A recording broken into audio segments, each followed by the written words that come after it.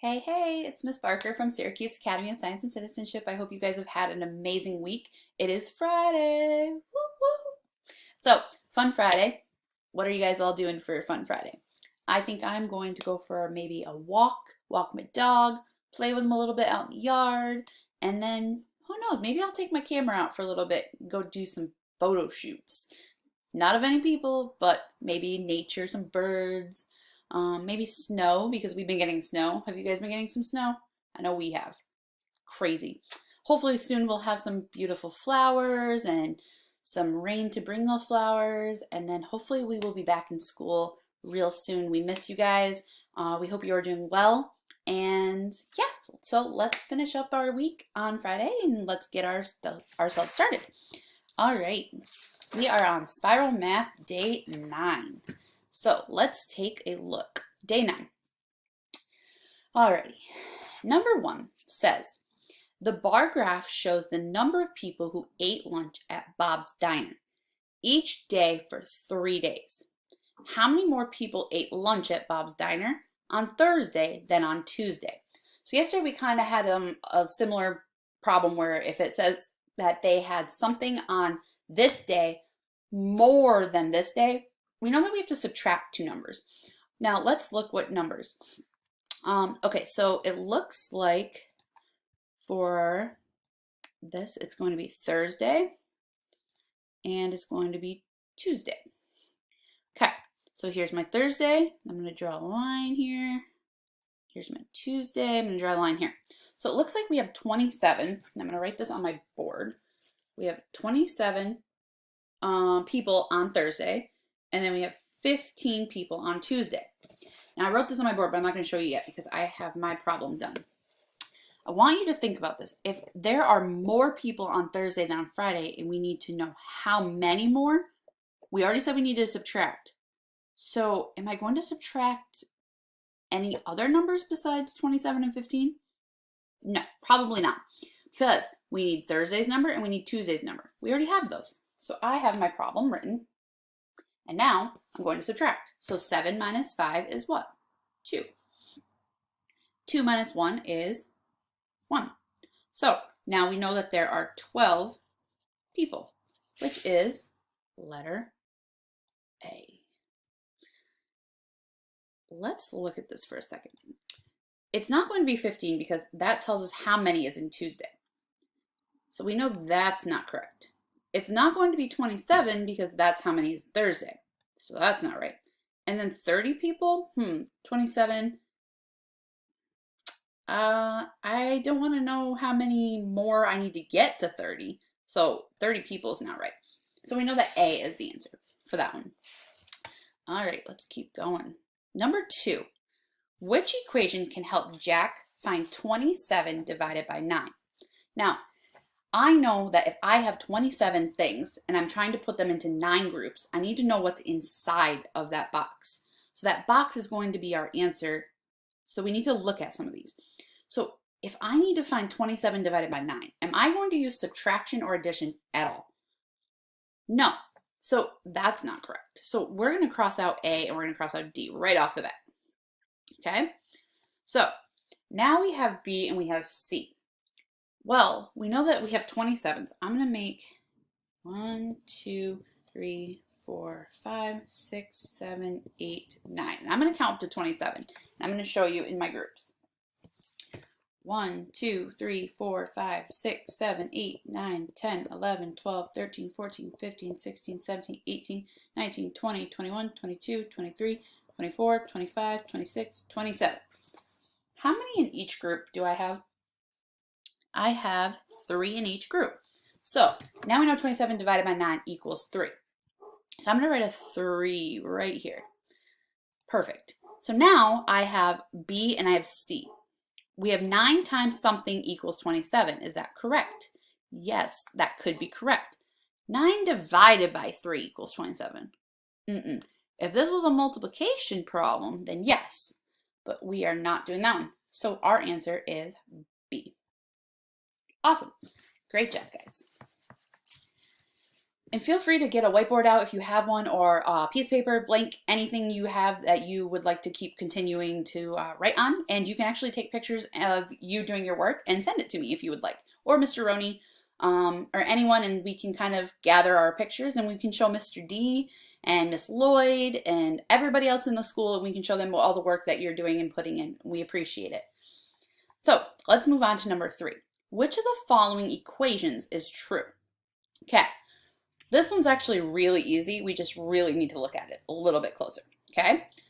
So, A is 6 times 4 times 2 equals 6 times 2 times 4, okay? B is 6 times 4 times 2 equals 6 times 6, or C, 6 times 8 equals 6 times 2 plus 6 plus, or times 4. Okay, so we have that one. 6 times 8 equals 3 times 4 plus 3 times 4. All right, maybe. All right, we're going to do these out. So let's look at them starting from the bottom.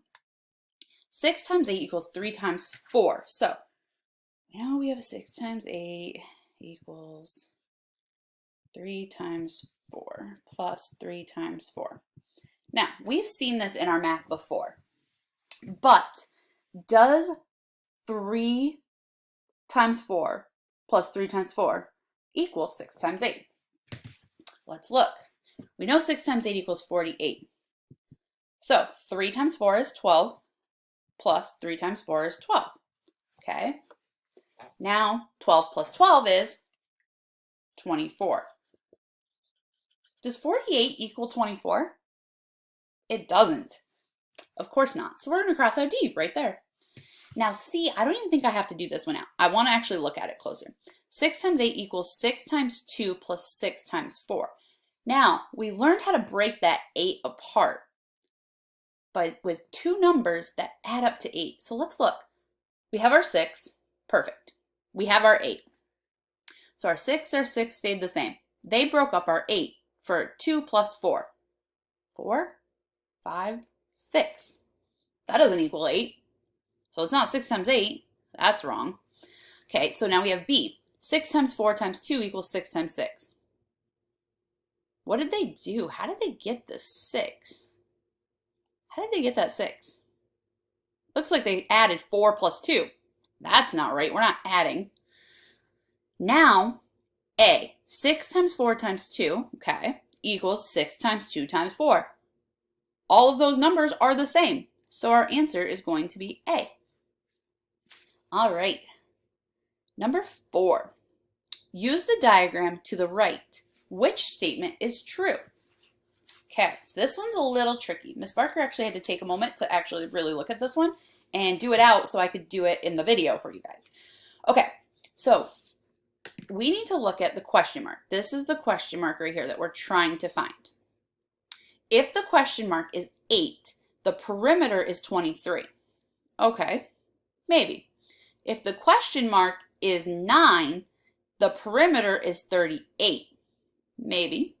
If question is 8, the area is 42 square meters. Now, pay attention to area perimeter, okay? If the question mark is 10, the area is 39 square meters. Okay, so this is what we call process of elimination. I know it's big words. This is where we trial and error, okay? Those are also big words. That means we're going to put these numbers in that question mark and see if they add up or if they multiply to equal our areas. So we're going to try each number, okay? So let's start with A. If the question mark is 8, the perimeter is 23. So if this equals 8 right here, okay? We say that's 8. We need to make sure we divide our, actually, you know what? I'm actually going to make that a full line for you. Let's see. I'm going to make it a full line so you can see that. Okay, well that was kind of crooked, but it's okay. All right, so now we have this number and this number. Now, this line right here is the same size as this line. So we know that line is 3 already. So if this side is 8, we know this side is 8. Okay, now we need to figure out how to add all of these up. So if we're adding the perimeter, that means the outside. So let's look. We have 8 plus 8 is 16. Then we have 17, 18, 19, 20, 21, 22, 23, 24, 25, 26, 27, 28, 29, 30, 31, 32, 33, 34. So is A correct? A is not correct. B, if question mark is 9, so I'm going to take this and I'm going to delete that, and I'm going to write a 9 here. I'm going to take this and I'm going to delete that. Okay, so we're doing perimeter again. So now we have to add them all. Now let's think about this for a second. If the 8 made the perimeter be bigger than 23, is 9 going to make that perimeter be bigger than 23? It is, so let's check. So we know that this side is now 9. That's a really big 9. Okay, 9 plus 9 we know is 18. Let's see. Now we got to add 3. 19, 20, 21. Another 3. 22, 23, 24, 25, 26, 27, 28, 29, 30. Plus 6 is 36. Are we there?